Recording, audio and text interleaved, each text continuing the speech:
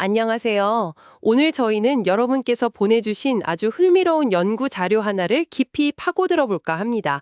바로 생각만으로 기기를 제어하는 기술, 뇌 컴퓨터 인터페이스, BCI에 대한 건데요. 네, 특히 몸을 움직이기 어려운 분들께 정말 큰 희망이 될 수 있는 기술이죠. 맞습니다. 근데 이 BCI가 아직은 좀, 사용하기 까다로운 면이 있잖아요. 매일 아침에 막 30분 넘게 재설정해야 하고. 그렇죠. 그게 사실상 상용화의 가장 큰 장벽 중 하나였어요. 매번 그렇게 재부정을 해야 하니까요. 그래서 오늘 저희가 살펴볼 연구가 바로 이 문제를 정면으로 다룬 것 같습니다. 실버스미트 연구팀의 논문인데 제목부터가 플러그 앤 플레이 제어예요. 마치 USB처럼 그냥 꽂으면 바로 쓸 수 있겠다는 거죠. 네, 맞습니다. 이 연구에서는 뇌피질 전도, ECOG라는 방식이랑 장기 폐쇄 루프 디코더 적응, 이름이 좀 길죠? LTLDA라는 새로운 학습 방법을 써서 정말 그게 가능한지를 탐구했습니다. 네, 사지마비 환자 한 분을 대상으로 ECOG 장치를 이식해서 진행한 연구라고 들었는데요. 그럼 기존 BCI 기술이 가진 문제점, 그러니까 그 신호 불안정성 문제를 이 연구는 어떻게 좀 풀어가려고 했나요? 기존에는 주로 피질 내에 미세 전극을 썼어요. 근데 이게 신호가 매일 조금씩 달라지는 경향이 있었거든요. 그래서 매번 그 뇌신호 해석기, 디코더를 새로 조정해야 했던 거군요. 네, 맞아요. 이건 매일 아침 자전거 타는 법을 거의 처음부터 다시 배우는 거랑 비슷한 상황인 거죠. 당연히 시간도 오래 걸리고 사용자가 그 기술에 완전히 익숙해지기도 어렵고요. 보조기술 분야에서는 사용 시간이나 안정성이 실제 사용률에 큰 영향을 미친다는 과거 연구 결과들도 있었다고 하던데 딱 그 문제네요. 그렇죠. 그래서 이 연구팀은 대안으로 ECOG, 뇌 표면의 전극 배열을 이식하는 방식을 선택했습니다. 이슈지요. 그게 좀 더 신호가 안정적이라고 알려져 있다면서요. 비유하자면 쉽게 끊어지는 얇은 줄 대신에 오랫동안 안정적인 소리를 내는 좀 굵은 기타 줄을 쓰는 느낌일까요? 오, 그거 아주 정확한 비유인데요. ECOG 신호가 장기적으로도 안정적이라는 점에 착안한 겁니다. 그리고 여기에 그 핵심 기술이라는 LTCLDA를 적용했다는 거고요. 네, LTCLDA는 매일 디코더 설정을 완전히 리셋하는 게 아니라요. 이전 세션에서 학습된 디코더, 그러니까 뇌 신호 해석 방식을 다음 세션으로 가져와서 조금씩 아주 점진적으로 조정을 해나가는 방식이에요. 그러니까 악기를 매일 새로 튜닝하는 게 아니라 어제 상태에서 조금씩 미세 조율하면서 최적의 소리를 계속 찾아가는 거랑 비슷하겠네요. 바로 그겁니다. 이전 학습 결과를 계속 이어받아서 장기간에 걸쳐 적용시키는 거죠. 그래서 그 결과는 어땠습니까? 매일 리셋하는 방식이랑 비교해서 확실히 좀 나았나요? 결과는 정말 놀라웠습니다. 매일 초기화하는 방식은 성능이 좀 들쭉날쭉했어요. 어떤 날은 제어가 거의 안 될 때도 있었고요. 근데 이 LTCLDA 방식을 적용하니까 속도와 정확도를 종합한 성능 지표가 꾸준히 향상되는 걸 볼 수 있었습니다. 꾸준히 향상됐다. 그게 중요하네요. 근데 성능 향상 말고도 더 흥미로운 발견이 있었다고요. 네, 그게 정말 중요한 부분인데요. 바로 신경 지도가 안정화되는 현상을 관찰했다는 겁니다. 신경 지도요?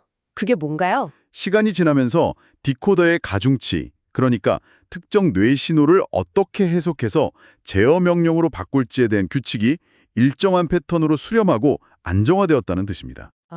그러니까 뇌가 단순히 즉각적인 명령만 내리는 게 아니라 특정 제어 방식을 학습하고 그걸 완전히 자기 걸로 만들었다. 뭐 이런 의미로 볼 수 있겠네요. 정확합니다. 마치 자전거 타는 법을 완전히 익히고 나면 더 이상 페달을 어떻게 밟을지, 핸들을 어떻게 돌릴지 의식하지 않아도 자연스럽게 되는 것처럼요. 뇌 안에 그 제어 전략이 확고하게 자리 잡은 거죠. 그리고 이 안정화 속도도 매일 초기화할 때보다 훨씬 빨랐고요. 와, 뇌가 스스로 최적의 방법을 찾아가는 거네요.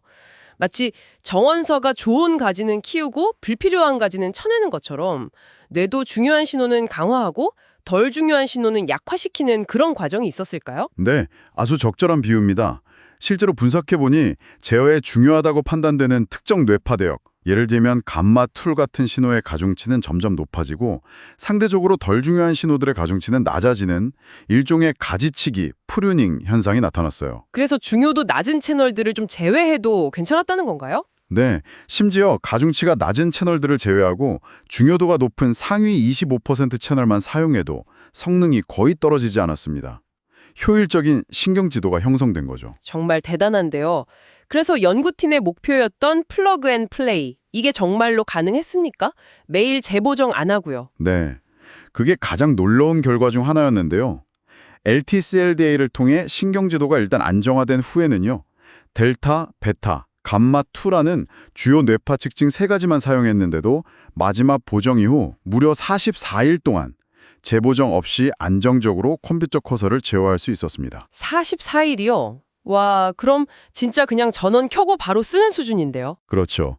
그리고 흥미로운 건 이렇게 한번 안정된 신경지도를 일부러 초기화시켜 봤더니 성능이 잠시 떨어졌다가 금방 다시 원래의 안정된 상태로 회복하는 모습도 보였습니다. 아, 한번 제대로 학습된 건 쉽게 사라지지 않는군요. 네, 한번 형성된 제어 전략을 유지하는 게 얼마나 중요한지 보여주는 결과죠. 여기서 한 걸음 더 나아가서 기존 기능을 유지하면서 새로운 기능을 추가하는 것도 가능했다고요? 맞습니다.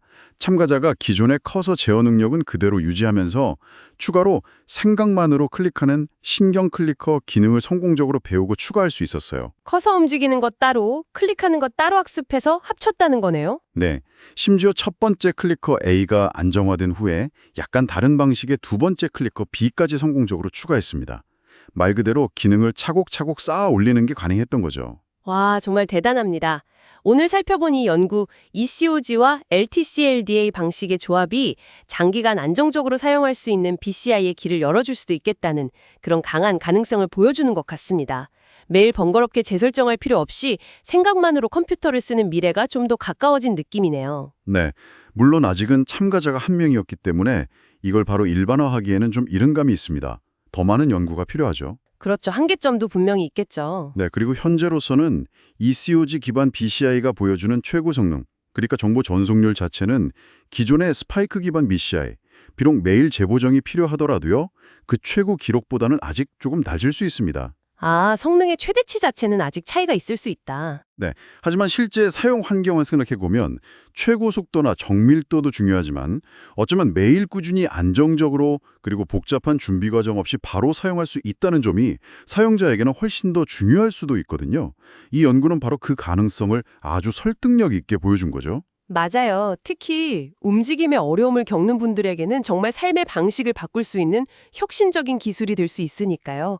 단순히 팔다리를 대신하는 걸 넘어서서 어쩌면 소통하고 또 창작 활동을 하는 새로운 길을 열어줄 수도 있겠다는 생각도 듭니다. 마지막으로 이런 질문을 한번 던져보고 싶습니다. 이렇게 뇌와 기계 인터페이스가 서로 상호작용하면서 안정적인 신경 지도를 함께 만들고 또 새로운 기능을 점진적으로 쌓아가는 이 학습 방식이요. 이게 단순히 운동 제어에만 국한될까요? 어쩌면 우리가 새로운 언어를 배우거나 복잡한 기술을 익히는 그런 인지적인 학습 과정에도 비슷한 원리가 적용될 수 있지 않을까요? 여러분의 뇌와 함께 적응하고 성장하는 인터페이스, 앞으로 어떤 가능성들이 펼쳐질지 정말 흥미로운 질문이라고 생각합니다.